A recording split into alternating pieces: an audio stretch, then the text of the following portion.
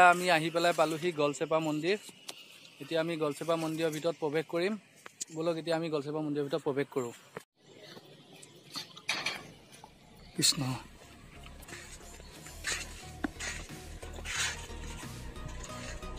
চাবি মাৰিলি ভালকে।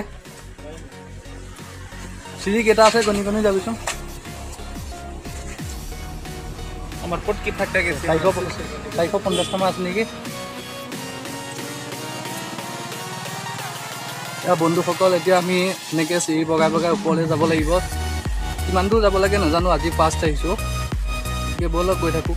গৈ থাকিলে যিহেতু গম পামেই, কাৰণ সকলো বস্তুৱে সীমা আছে। গতিকে আমি গৈ থাকিলে ইয়াৰ সীমা পামেই। বেছি নাইকিয়া দেখা পাইছোঁহে।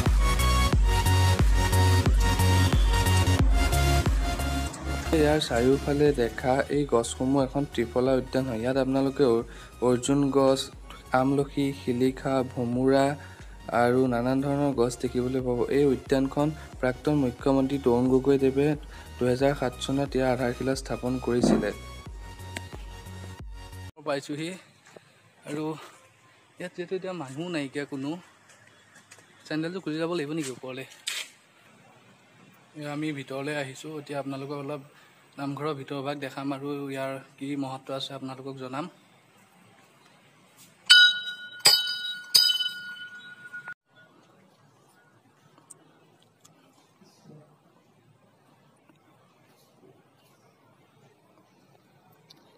পূজাৰী চুজাৰী থাকিব লাগেতোন।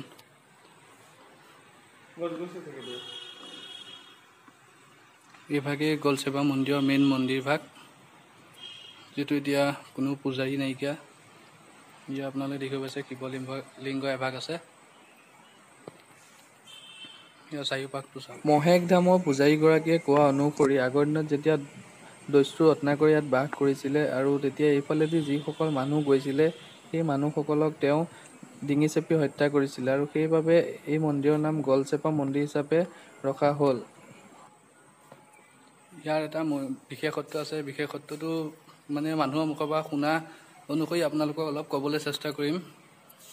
কি আছে অকণ চাই লওঁ, আপোনালোককো দেখাওঁ ইয়াৰ চাৰিওকাষে কি বা কি আছে।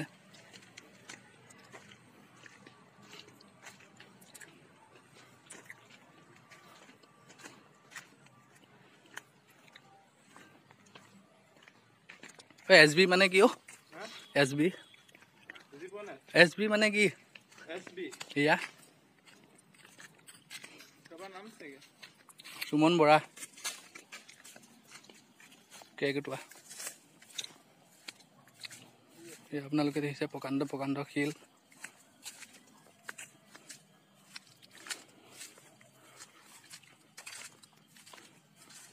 শিলৰ ওপৰত উঠি আহিছোঁ। ইয়াৰ পৰা আপোনালোকে চাওক না, পৰিৱেশ এটা।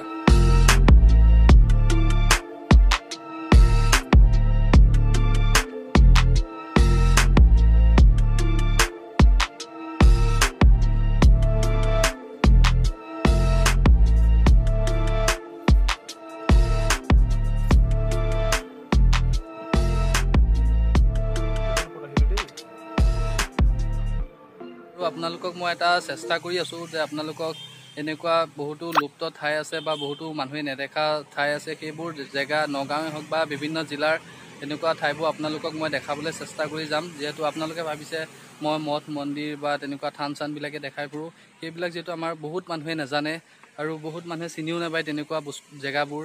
আৰু যিহেতু আমাৰ ওচৰতে থকা বস্তুৱে আমি বহুত দূৰত বিচাৰি যাওঁ, কিন্তু আমাৰ চাবলৈ গ'লে আমাৰ ঘৰৰ ওচৰতে হওক বা আমাৰ চহৰৰ ওচৰতে আমাৰ তেনেকুৱা চাবলগীয়া বহুত জেগা আছে। সেইবোৰ জেগা আমি এৰি পেলাই আমি দূৰ দূৰণিলৈ ঢাপলি মেলোঁ।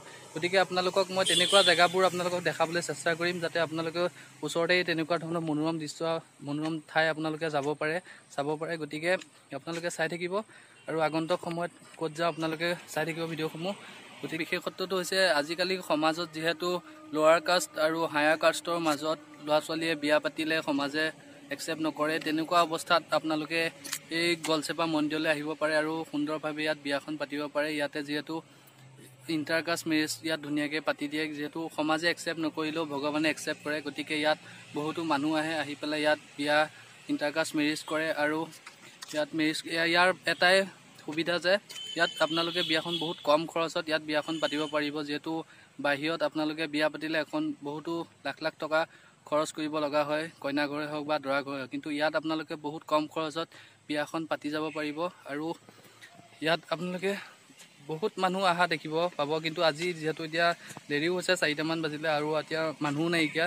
ইয়াত জনামতে মানুহৰ মুখৰ পৰা শুনামতে এই বুলিয়ে কৈছে যে ইয়াত মানুহে আহি পেলাই ইয়াত ইণ্টাৰকাষ্ট মেৰিজ কৰে আৰু সেইকাৰণে এই মন্দিৰটো বিখ্যাত বুলি। আৰু আপোনালোকে যি মোৰ ভিডিঅ'টো ভিডিঅ'বিলাক যদি চাই ভাল পাইছে, প্লিজ তেন্তে হ'লে লাইক কৰিব আৰু কমেণ্টত জনাব যি কিবা ভুল হৈছে আৰু কেনেকুৱা জেগা চাবলৈ বিচাৰে আপোনালোকে মোক জনাবচোন কমেণ্টত। মই আপোনালোকক তেতিয়া সেইবোৰ ঠাই দেখাবলৈ আপোনালোকক চেষ্টা কৰিম। আৰু এই ভিডিঅ'টো আপোনালোকে ছেকেণ্ড পাৰ্ট হিচাপে পাব মৰিগাঁও জিলাৰ পৰা। ইয়াৰ আগতে মই গৈছিলোঁ মহেশ ধামলৈ, গতিকে ইয়াৰ পিছত এইটো ভিডিঅ' আপোনালোকে ছেকেণ্ডত দেখিবলৈ পাব। এতিয়া যিহেতু দেৰি হৈছে আৰু এতিয়া আমি নগাঁৱলৈ যাব লাগিব, গতিকে আজিলৈ ভিডিঅ'টো এইখিনিতে সামৰিলোঁ। যদি ভাল লাগিলে আৰু যদি নতুন আহিছে কোনোবা, তেন্তে হ'লে প্লিজ চেনেলটো ছাবস্ক্ৰাইব কৰি দিব তলতে থকা, আৰু কাষতে ঘণ্টা বটনটো আছে তাত টিপি পেলাই অল কৰি দিব, যাতে মই দিয়া ভিডিঅ'বিলাক আপোনালোকে সকলোতকৈ আগতে পায়। গতিকে আজিলৈ ইমানেই। পুনৰ শেষত জয় অসম।